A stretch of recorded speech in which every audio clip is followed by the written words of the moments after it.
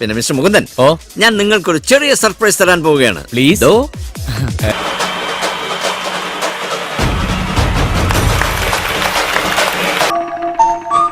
എവിടെയോ കണ്ട് മറന്ന പോലെ തോന്നുന്നുണ്ടല്ലോ. ആരത്?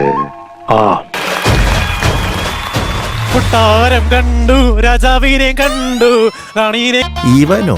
ഭർത്താവ് ഈ കുരിശായിരുന്നു. കണ്ടു, ഇഷ്ടപ്പെട്ടു. കൊട്ടാരം കണ്ടു, രാജാവിനെ കണ്ടു, റാണീനെ കണ്ടു, ഇഷ്ടപ്പെട്ടു.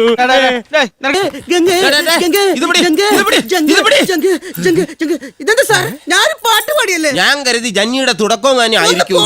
വരൂ കുമാര, ഇനി എന്തൊക്കെ കഴിവുകളാണ് കുമാരനുള്ളത്? ഓരോന്നായിട്ട് കാണിക്കും, കുമാരി കാണട്ടെ. ഓരോ രസങ്ങൾ കളിക്കാം. രസം കാണിക്കും. രസം. അത്ര വലിയ ബന്ധങ്ങളിലേക്ക് പോണോ ശിവൻകുട്ടി? റേഷൻ കട മറന്ന് മണ്ണെണ്ണ വാങ്ങണോ? രസം പറഞ്ഞോട് മഹാരാജൻ. ശൃംഗാരം അങ്ങോട്ട് കാണിച്ചത് വീര്യം.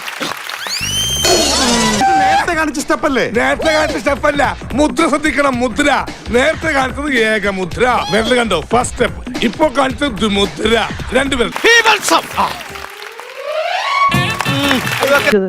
ഇത് പശു ചാണകം ഇടുമ്പോഴുള്ള ഭാവമാണ്. എന്നാ ഇനി ഹാസ്യം, അത് കാണിക്കൂ കുമാര. ആരോ കോളിമ്പിലടിക്കുന്നുണ്ട്. ഞാൻ ചിരിച്ചതാ, എനിക്ക് ഡബിൾ വോയിസാ. സകലമാന കഴിവുള്ള മാമാ കെട്ടിച്ചു കൊടുക്കല്ലോ. ഈ രംഗച്ചേട്ടൻ എന്തോരം കഴിവുകളാ. ഡാൻസ് കളിക്കും, അഭിനയിക്കും. കണ്ടിട്ട് ഞെട്ടിപ്പോയി ഞങ്ങള് അല്ലേ? ഒരു കാര്യം പറയട്ടെ, നിങ്ങൾക്കൊന്നും അറിയാൻ പാടില്ലാത്ത, നിങ്ങൾ വിചാരിക്കണതിന്റെ അപ്പുറത്തെ കഴിവുകൾ അങ്ങനെ. ഇത് കണ്ടോ, സരിത തിയേറ്ററിൽ പുതിയ സിനിമ റിലീസായി. അത് റിവ്യൂ പറയുന്ന പുതിയ ആളോ അച്ഛാ? പുതിയ ആളോ? ആരാടാ ബ്രാഞ്ചി വണ്ടിയില്? ഒരാടാറ് ടീമാണ്. ആടാർന്ന് പറഞ്ഞാ പോരാ, ഒരൊന്നൊന്നര പാർട്ടി. എന്റെ രാജ്യത്ത് ഞാനല്ലാണ്ട് പുതിയ പടത്തലവനോ റിവ്യൂ രാജാവോ ഞാൻ സമ്മതിക്കത്തില്ല. ഞാനാണ് രാജാവ്, റിവ്യൂ രാജാവ്. മല്ലയാ, ഞാൻ പോകണേ. എല്ലാരും കൈവച്ചല്ലോ, ഇനി ആർക്കും പരാതിയില്ലല്ലോ. എങ്ങനെ ഇരിക്കണം? താങ്ക്സ് മോനെ ദിനേശ, താങ്ക്സ് അടിച്ചു പൊളിക്കടാ.